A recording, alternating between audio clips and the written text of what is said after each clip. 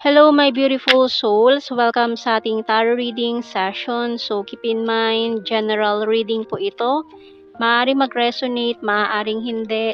Kunin nyo na lang po kung para sa inyo and leave the rest. Maaaring mag-shift ang energies natin or magkabaliktad ang sitwasyon. Kaya kayo na pong bahala kung saan kayo nakalugar sa reading natin. Oh, wow. Wow. So, nag-ano na agad tong cards natin dito. Seven of Cups, Nine of Cups. So, it's about opportunities. Dito sa base sa dalawang cards na to, may mga opportunities darating. Wish come true, wish granted. Wow. Claim na yan. And, tingnan pa natin. More cards. Wow! Nine of Pentacles. So, talagang bubuhos ang mga unexpected blessings ngayon, kaperahan. Ayan. So, kung naging mabigat ang mga pasanin mo, punong-puno ka ng problema, marami kang kailangan bayaran, ito na yon, God will provide. Ito na yung sinasabi na kapag hindi mo na alam ang gagawin mo, biglang may darating na hindi mo inaasahan na talagang ipagpapasalamat mo ng bongga. Ayan. We have here the Lovers, Fool, Emperor, and the Two of Wands. Wow. And bukod pa dyan, mayroon tayong Lover dito. Ang lakas ng Aries. Aries energy and the Gemini. Aries Gemini. Bottom card, Ace of Pentacles. Maaari itong taong to is a new person na nakilala mo. Maaaring sa social media. Kasi parang long distance kayo nitong taong ito. And gusto niyang tulungan ka financially ha. Sa totoo lang. Gusto niyang tulungan ka financially sa mga pinagdadaanan mo. Kasi alam niya yung bigat ng suliranin mo, yung mga pinagdaraanan mo, maaaring breadwinner ka na sa'yo lahat nakaasa yung mga tao sa paligid mo, and minsan hindi, wala ka na natitira para sa sarili mo, binibigay mo na lang lahat. Diba? Napakahirap ng ganon. Na parang wala na natira sa'yo kasi lahat ng tao maasa na sa'yo eh. No? So itong taong to, willing siyang tulungan ka sa mga pinagdadaanan mo. Tingnan natin, signs and symbol cards.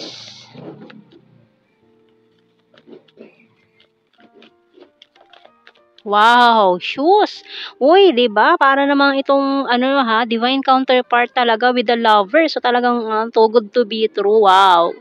Sana all. Kasi parang napaka perfect. Wala na akong masabi. Napaka-perfect naman itong taong ito. Parang too good to be true pero nasa harapan mo ngayon. 'Di ba? Sana all. We have the Broom card, pencil, kasi marami na siya mga napagdaanan noon. Alam niya na yung mga pagkakamaling nagawa niya noon. Kaya this time, parang dahil nga marami na siya napagdaanan sa buhay niya, alam niya na kung paano aayusin yung mga gusot na nangyari from the past. Maaaring sa dinami na naging karelasyon niya or medyo may may agwat ang edad, malayo agwat ang edad, or very mature lang talaga mag-isip na itong taong ito. Kung hindi naman siya ganun kalayo ng edad sa'yo, very mature na siya mag-isip kasi madami na siyang pinagdaanan sa buhay niya. We have here the shovel and the magnifying glass. Kasi naghahanap talaga siya ng tao na sa tingin niya, yun na yung para sa kanya. We have here the coins. So, ayun, mag-ingat lang sa isang tao din na parang gusto niyang maagaw kung ano yung meron ka ngayon. No? Itong taong to is very eager na agawin sa'yo yung mga bagay na meron ka. Ibig sabihin, may parang taong inggit sa'yo na gusto niya kung ano yung nakukuha mo, dapat meron din siya nun. Tingnan natin. Anong message ng Archangels? So we have here spiritual understanding by Archangel Raziel. I'm bringing you esoteric informations and symbols and helping you understand spiritual truths. Okay, so tinutulungan ka naman ng ating mga archangels para maunawaan mo kung ano ba yung mga dapat mo maunawaan dito sa iyong connection na ito at sa mga nangyayari pa sa buhay mo na parang hindi mo alam kung para saan. Naguguluhan pa. For some of you, maaari nagiging confused. Ayan, may mga confused din kung tatanggapin ba itong opportunity na ito kasi parang too good to be true, parang hindi mo ina-expect talaga. Parang iniisip mo na, deserve ko ba ito or para sa akin ba talaga 'to? Ganyan, may nag-o-overthink agad. So, tingnan natin, tarot messages, oracle cards natin. Husband-wife material. Kasi nakita niya na para kang talagang husband or a wife material para sa kanya. I watch you from afar kasi nga it's a long distance. Ayan o, gusto ka talagang pakasalan nitong taong to. Want to marry you someday. Can we start again? Miss you so much. So for some of you naman, kasi dahil nga may shovel card tayo nga pala dito, no, parang bumitaw ka na dito sa taong ito dati. Kasi inisip niyo siguro na, uy, mahirap to kasi long distance. Parang inayawan mo na siya agad dahil nga long distance. Parang iniwasan mo na may nag-iwasan na, gano'n, hindi na lang nakipag-usap. And then ngayon parang bumabalik yung usapan niyo, parang nag-uusap ulit kayo. We're compatible to each other, being defensive and stubborn but practical. I'm addicted to you sa bottom card. Kasi siguro, iba talaga yung nararamdaman nyo. Kasi parang iniwasan mo na siya. Iniisip mo, para kasing, syempre, or pwede kasing foreigner ito. Kasi siguro ayaw mo lang isipin ng mga tao na pera lang yung habol mo dun sa tao. Kaya, parang iniwasan mo siya eh.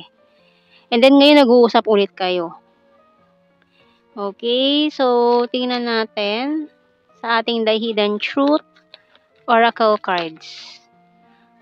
I know I was a distraction from your pain. My life is not as together as it seems. I look for you everywhere. I wish I could take back my words. I wish I could share my good news with you.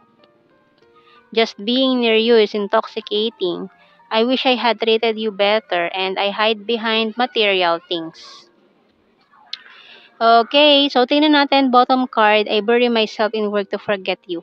So parang pinilit mo na nga siyang kalimutan eh. Kasi parang hindi mag-work out, long distance, tapos parang ano pa, 'di ba? Parang yung naapektuhan ka sa sinasabi ng mga tao sa paligid mo. Ang dami nilang gustong sabihin sa iyo eh. Ayan, ang daming sinasabi ng mga tao sa paligid mo na wala namang ambag sa buhay mo. Kaya wag na lang natin pakialaman yung mga 'yon. Wag na lang natin pansinin, no? Yung mga walang magawa sa buhay nila. Ang daming sinasabi, hindi nila ayusin yung mga buhay-buhay nila, nangingielam sa buhay ng may iba, 'di ba? Sa buhay ng iba. So, tingnan natin sa initials, meron tayong N, Y, D, I, C, L, Q, G, and bottom card X. And tingnan natin, sa ating blue card, we have here balance. Chemistry, ang lakas ng chemistry nyo. And family, so this person really want a family with you in the future. Talagang gusto kong pakasalan itong taong ito eh. Tingnan natin sa ating general signs and messages. We have here beautiful, ayan, Taurus, good heart, need more signs. So, okay, we have here province, fire sign, Aries, Leo, Sagittarius, another Aries, August, city, sweet, air sign, Gemini, Libra, Aquarius, another Aquarius, North PH, trustworthy, quiet person, long distance nga, animal lover, perfect smile, high expectations, green-minded, talented, January, June, and has a dirty sense of humor. Okay, bottom card is Cup. Water sign, Cancer, Scorpio, Pisces. So, ayun ang ating reading, my beautiful souls. Thank you for watching. Take care and God bless. See you in our next reading, guys. Bye-bye.